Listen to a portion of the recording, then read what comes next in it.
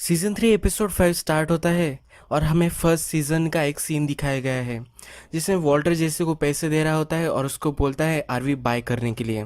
ये हमें अब आरवी की स्टोरी बताई जा रही है क्योंकि हमें लास्ट एपिसोड में दिखाया गया था कि हैंक को एक लीड मिली है आरवी के रिगार्डिंग।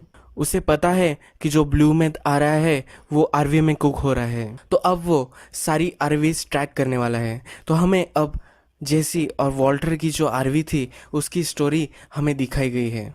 तो इस सीन में हमें दिखता है कि वॉल्टर जेसी को पैसे देता है आरवी बाय करने के लिए। वो उसे $7,000 देता है। उसके बाद नेक्स्ट सीन में जेसी डायरेक्टली हमें स्ट्रिप क्लब में दिखाया गया है। उसके दोस्तों के साथ वो जाता है और सारे पैसे उड़ा देता है। बहुत ही एक्सपेंसिव शैम्पेन, बहुत ही एक्सपेंसिव लैप डांस, ये सारा वो बाय करता है और सारे पैसे अपने दोस्तों के साथ उड़ा देता है। इस दोस्तों में बैजर, स्किनी पीट, कॉम्बो, ये सारे उसके दोस्त हमें दिखाए गए हैं। जब सुबह होती है तब जेसी और उसके फ्रेंड्स सब बाहर आते हैं।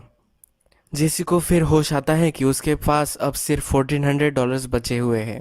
वो कॉम्बो को बोलता है कि मुझे इससे एक आरवी बाय करनी थी, अब मुझे टाउन छोड़ देना चाहिए। अगर मैंने ऐसा नहीं किया तो वॉल्टर मुझे डीईए से पकड़वा देगा। कॉम्बो फिर उसको बोलता है कि तुम्हें इतनी चिंता करने की कोई ज़रूरत नहीं है, मैं एक आदमी को जानता हूँ तो तुम्हें वो आरवी दे देगा। कॉम्बो जेसी को एक घर ले जाता है। वो घर में जाकर कीज लेके आता है और जेसी को बोलता है कि जल्द से जल्द तुम ये आरवी लेकर चले जाओ। कॉम्बो इसके लिए उससे $1,400 ले लेता है। ये एक चोरी की वैन होती है। हम फिर से सीरीज़ के पीरियड में आ जाते हैं और हमें स्काइलर दिखाई गई है टेड के बाथरूम में। टेड का जो बाथरूम होता है उसके जो टाइल्स होते हैं वो भी सेल्फ फिटिंग होते हैं। तो स्काइलर उसे बोलती है कि बहुत ही बढ़िया इन्वेंशन है। टेड उसे फिर लंच के लिए इनवाइट करता है पर स्काइलर बोलती है मुझे घर जाना पड़ेगा। टेड उनके रिलेशनशिप को नेक्स्ट लेवल पर ले जाने के लिए कमिटेड होता है और वो उससे बोलता है कि तुम्हारा कुछ सामान भी यहाँ रख के जा सकती हो, इससे तुम्हें कन्वीनियंस होगा। स्काइलर का वॉल्टर पर जो गुस्सा होता है वो थोड़ा सा शांत हुए हमें दिखता है। वो उसके लिए डिनर टेबल पर एक और प्लेट लगाती है। वो वॉल्टर जूनियर को बोलती है कि अपने फादर को डिनर के लिए बुला लो। वॉल्टर क्लोजेट में छुप कर जेसी से बात कर रहा होता है। जेसी भड़का हुआ होता है। वो वॉल्टर से बोलता है क्यों मुझे सिर्फ 50% ही मिले। फिर वॉल्टर उसे समझाने की कोशिश करता है कि मुझे इसके बारे में कुछ भी नहीं पता, मैं सिर्फ स्पॉटलाइट पर था और वही मुझे एक बच्चा आकर उसने मुझे 50% तुम्हारे दे दिए, मुझे इसके बारे में कुछ भी नहीं पता। यह हैंक बहुत सारे आरवीज के पीछे पड़ा हुआ होता है। वो एक पार्किंग जोन में होता है और वह उसके पार्टनर के साथ वो होता है और वो एक वैन पर नज़र रख रहा होता है। वो उस वैन के पास जाता है और देखता है कि वैन में कुछ लोग हैं या नहीं। उसे आवाज़ सुनाई देती है। उसका पार्टनर उसे बोलता है कि ये एक अच्छा आइडिया नहीं है, पर फिर भी वो उस वैन पर चढ़ जाता है और वैन के ऊपर का जो स्पेस होता है उससे नीचे देखता है। उसमें दो लोग होते हैं और वो एक नॉर्मल फैमिली ही होती है। वहाँ बहुत सारे लोग इकट्ठा हो जाते हैं। हैंक और उसका पार्टनर उन सब लोगों को समझाते हैं और इन्वेस्टिगेशन का ये एक पार्ट था, ये उनको बताते हैं। ये सब इन्वेस्टिगेशन हैंडल होने के बाद हैंक उसके पार्टनर को बोलता है हमें और कुछ वैन्स चेक करनी चाहिए। उसका पार्टनर बोलता है कि मुझे अब घर जाना पड़ेगा, मुझे पैकिंग करनी है। ये पैकिंग उसकी अल्बासो जाने के लिए होती है।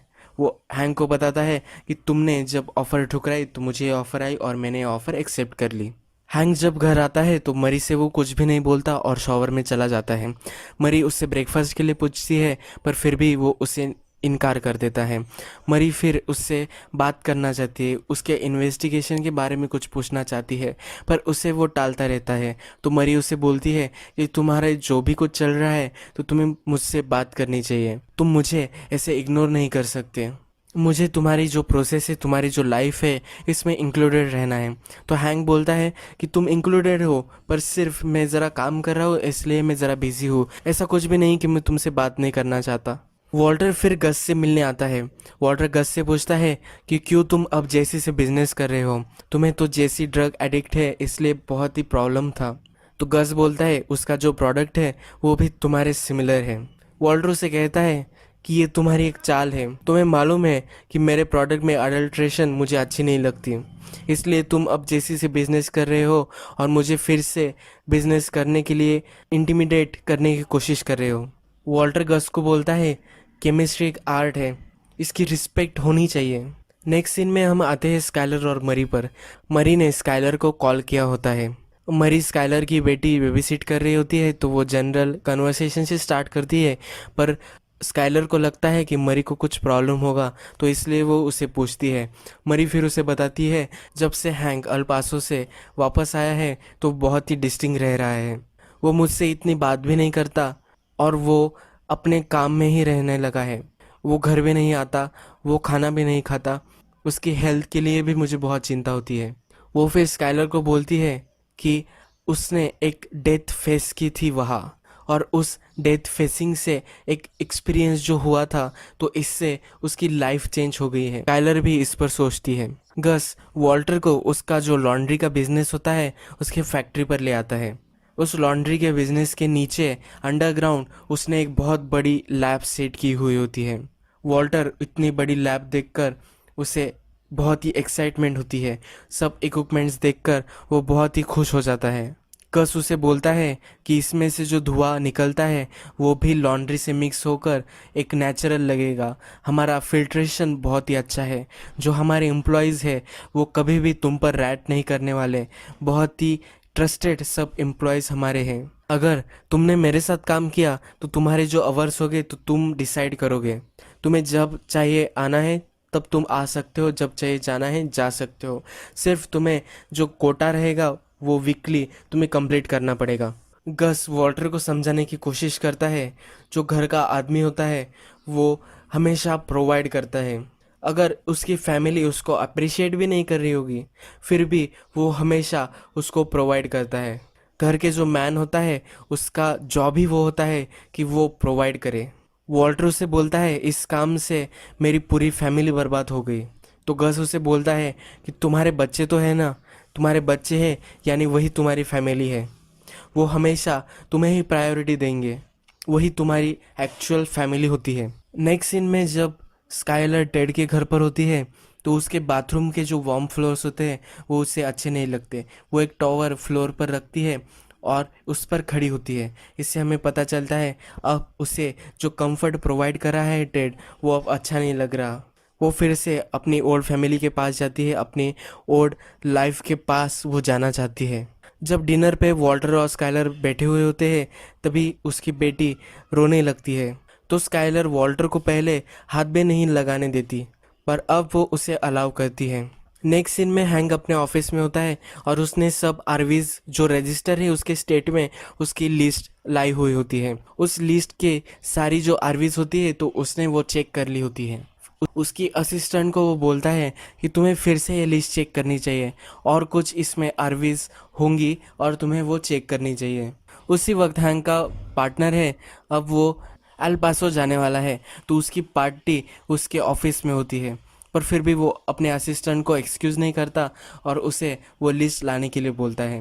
वो अपने पार्टनर को ग्रीट करता है और उसको एक गिफ्ट भी देता है और उसे एक मैसेज देता है कि अच्छी फाइट लड़ो। हैंक की असिस्टेंट फिर उसे और एक आरवी का पता दे देती है।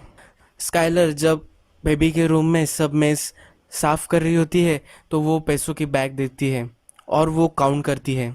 फिर वो उसके लॉयर के पास दिखाई गई है। वो लॉयर को सब चीज़ें बता रही है कि उसका टेड का और उसका रिलेशनशिप, और वो लॉयर को ये भी बताती है कि कभी कभी मुझे लगता है कि वॉल्टर ने जो भी किया वो उसके फैमिली के लिए ही किया।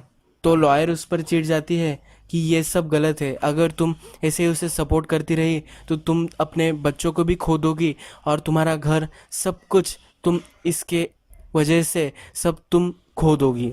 जब वो घर आती है और बेबी का रूम देखती है तो वहाँ से बहुत सारा वॉल्टर का सामान गायब होता है। पैसों की बैग भी वहाँ नहीं होती और बेबी का जो क्रिब होता है वहाँ डिवोर्स पेपर पर वॉल्टर ने साइन करके वो रखा हुआ होता है। वॉल्टर उसे डिवोर्स दे देता है। नेक्स्ट सीन जेसी सॉल के ऑफिस में होता है और वॉल्टर वहाँ आने वाला होता है।